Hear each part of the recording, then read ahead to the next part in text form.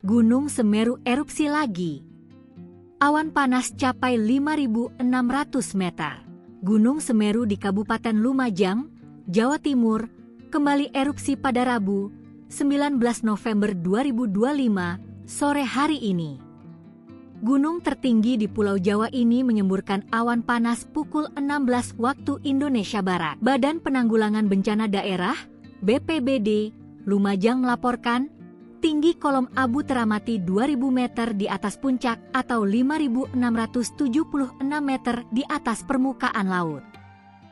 Kolom abu teramati berwarna kelabu dengan intensitas tebal condong ke arah utara dan barat laut. Erupsi ini terekam di seismogram dengan amplitudo maksimum 40 mm dan durasi sementara ini 16 menit 40 detik.